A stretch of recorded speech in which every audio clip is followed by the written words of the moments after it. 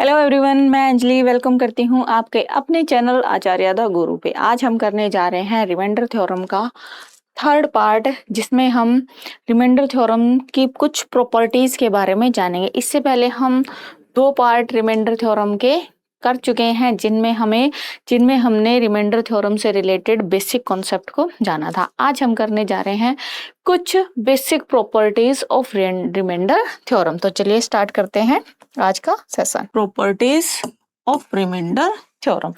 कुछ properties remainder theorem. अब हमें पता है कि अगर हम किसी नंबर को सपोज कीजिए हमारे पास कोई नंबर है x, उसको हम डिवाइड करते हैं d से।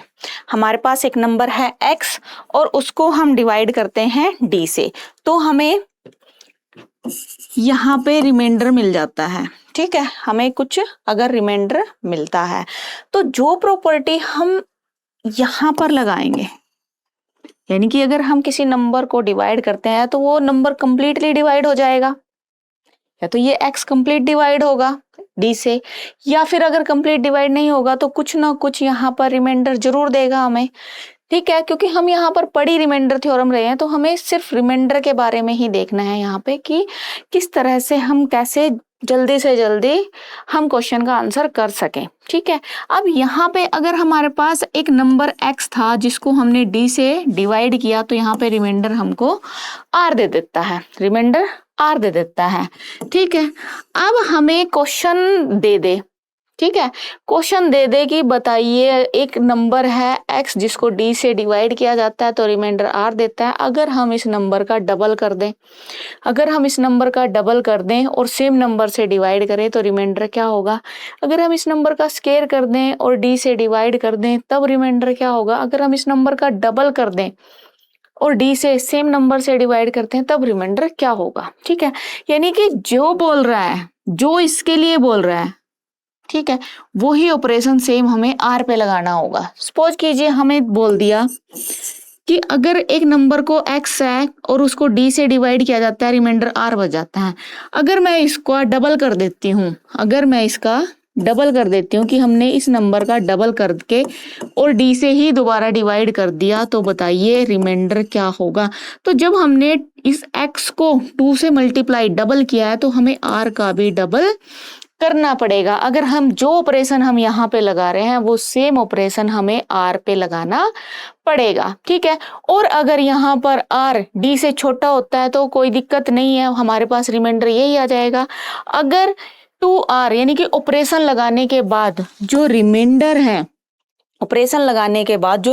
है वो बड़ा आ जाता है d से, यानी कि इससे बड़ा आ जाता है, तो हम दोबारा से क्या करेंगे, हम इस 2r को डिवाइड करेंगे d से, 2r को डिवाइड करेंगे d से और रिमाइंडर का पता लगाएंगे। थर्ड ऑपरेशन अगर हमें दे दे,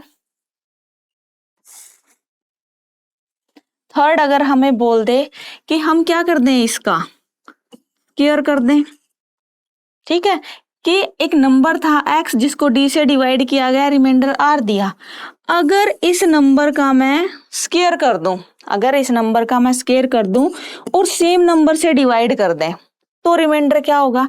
अब हमने यहाँ पे क्या ऑपरेशन लगाया है कि x का क्या कर दिया, हमने स्क्वायर कर दिया। अगर हमने x का स्क्वायर कर दिया तो हमें r का भी स्क्वायर करना पड़ेगा, और अगर r स्क्वायर बड़ा आ जाता है d से तो फिर हम क्या करेंगे, r स्क्वायर को आगे डिवाइड करेंगे, दोबारा d से ही डिवाइड करते जाएंगे। ठीक है, नेक्स्ट अगर हमें ऐसे बोल दे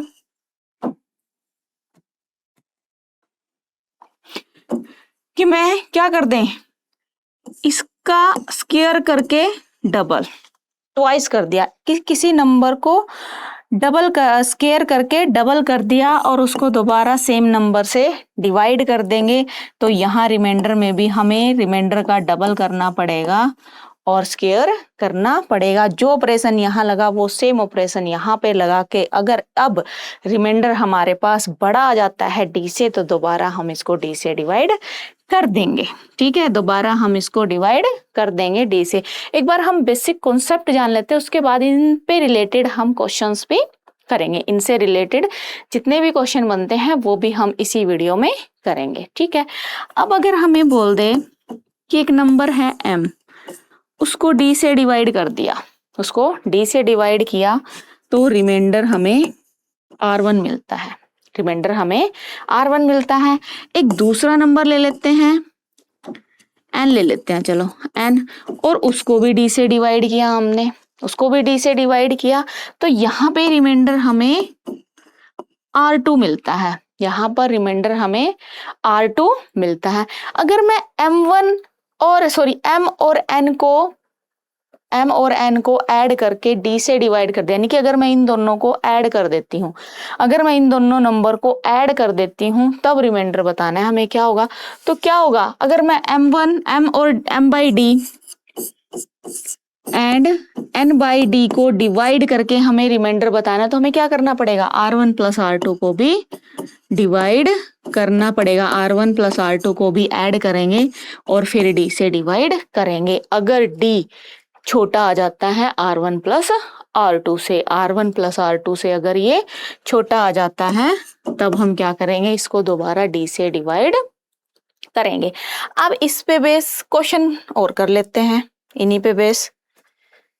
अब अगर हमें क्वेश्चन दे दे कि भी कोई नंबर है, कि कोई नंबर है जिसको अगर हम 13 से डिवाइड करते हैं तो कि हमारे पास कोई नंबर है n, जिसको हम 13 से डिवाइड करते हैं तो ये हमें रिमाइंडर देता है 11, रिमाइंडर देता है 11। अगर मैं क्या कर दूं, इस नंबर का स्क्वायर, इस नंबर का स्क्वायर करके डबल कर देती हूँ, इस नंबर के स्क्वायर का डबल कर देती हूँ और फिर दोबारा 13 से ही, सेम नंबर से ही डिवाइड कर देती हूँ, तो अब हमें बताना है कि यहाँ पर इस सिचुएशन में रिमाइंडर क्या होगा। अब हमने यहाँ पे किया था कि जो ऑपरेशन हम यहाँ से यहाँ तक लगा रहे हैं वही ऑपरेशन हमें r पे भी लगाना होगा। अब यहाँ पे n से n स्क्वायर हुआ है तो ये r से क्या हो जाएगा, r स्क्वायर हो जाएगा। ये n से स्क्वायर के साथ साथ ये डबल भी हुआ है तो इसको डबल भी कर लेते हैं, ठीक है, डबल भी कर लेते हैं। यहाँ पर रिमाइंडर था हमारे पास, यहाँ पे रिमाइंडर था हमारे पास 11, यानी कि 2 इंटू 11 का स्क्वायर अगर हम करते हैं तो 2 इंटू 121, यानी कि यह जाएगा हमारे पास 242। अब 242 तो डी से बड़ा आ गया हमारे पास, 242 अगर डी से बड़ा आ गया तो इसको हम 13 से डिवाइड करेंगे, 13 से डिवाइड करेंगे तो ये हमारे पास 242 को अगर हम 13 से डिवाइड करते हैं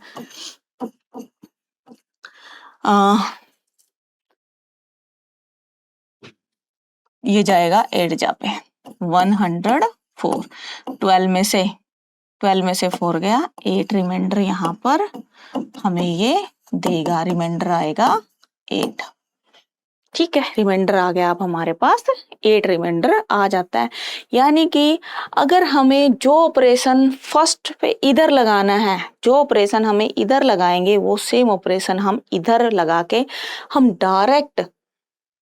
डायरेक्ट यहाँ पर आंसर फाइंड आउट कर सकते हैं विदाउट लॉन्ग डिवीजन या फिर बिना टाइम वेस्ट किए हम डायरेक्टली यहाँ से बता सकते हैं कि यहाँ पर रिमाइंडर क्या होगा, यहाँ पर रिमाइंडर क्या होगा। अब कोई दूसरा नंबर ले लेते हैं कि अगर हम किसी नंबर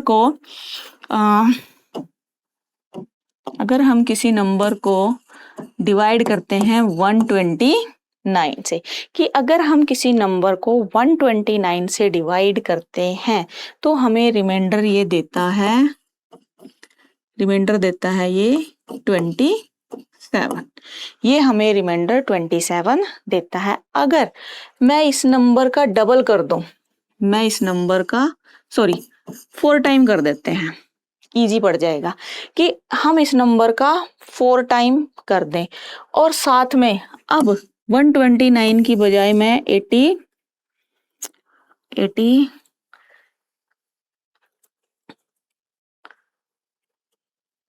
इसको डिवाइड कर देती हूँ 17 से कर दें 1 2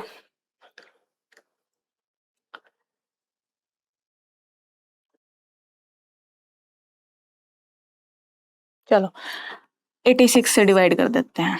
86 से हमने इसको डिवाइड कर दिया है कि एक नंबर था जिसको अगर मैं 129 से डिवाइड करती हूँ तो वो हमें रिमाइंडर 27 देता है, वो हमें रिमाइंडर 27 देता है। अगर मैं इस नंबर को 4 गुना कर देती हूँ, 4 गुना कर देती हूँ तो हमें इसे 86 से डिवाइड करना है, तो रिमाइंडर बताइए क्या होगा, क्या होगा रिमाइंडर। अब हमें पता है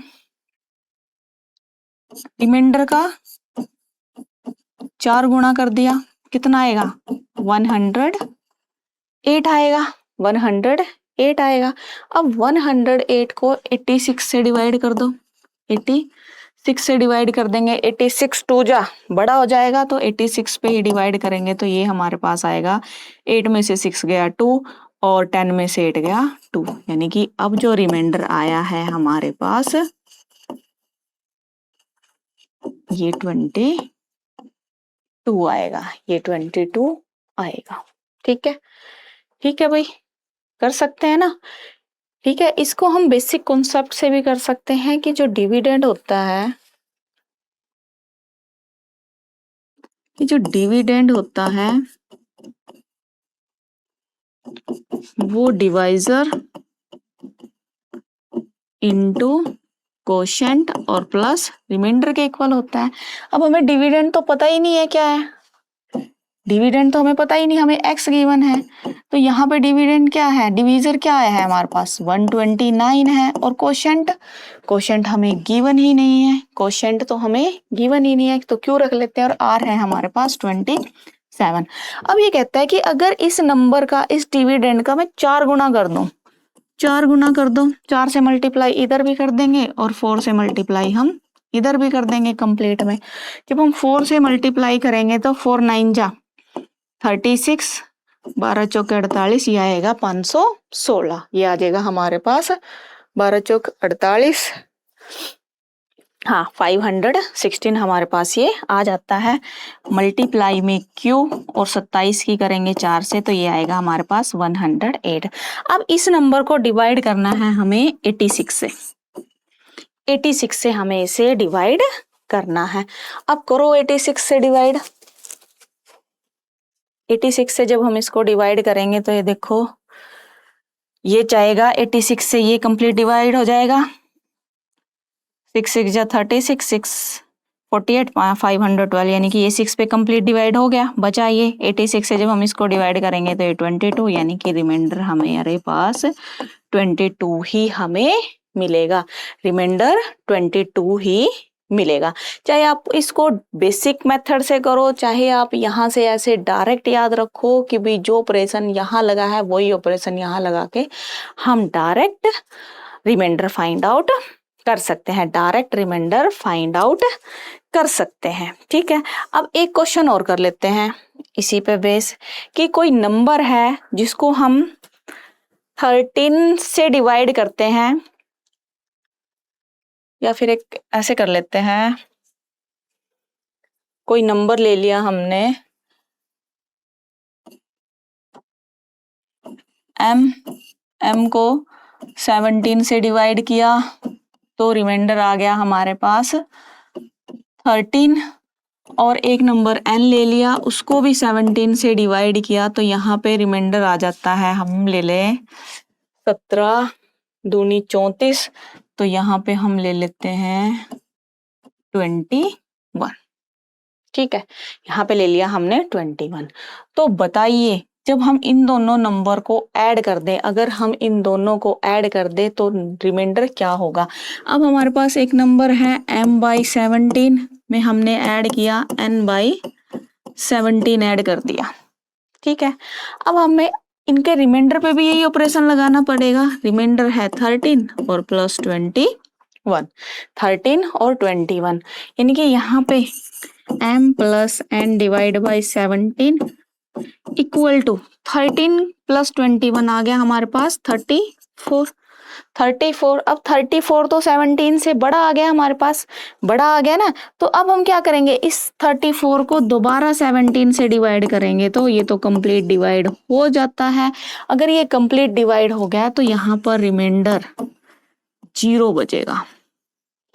अगर कोई नंबर या रिमाइंडर डिवीजर से कंप्लीट डिवाइड हो जाता है तो वहां पर रिमाइंडर यानी कि उस कंडीशन में रिमाइंडर हमारे पास 0 ही बचेगा, 0 ही बचेगा। अगर यहाँ पर ये कंप्लीट डिवाइड ना, अगर यहाँ पे 35 होता है, 17 2 जा 35, सॉरी 17 2 जा 34, 35 में से 35 गया तो रिमाइंडर यहाँ पे 1 था हमारे पास।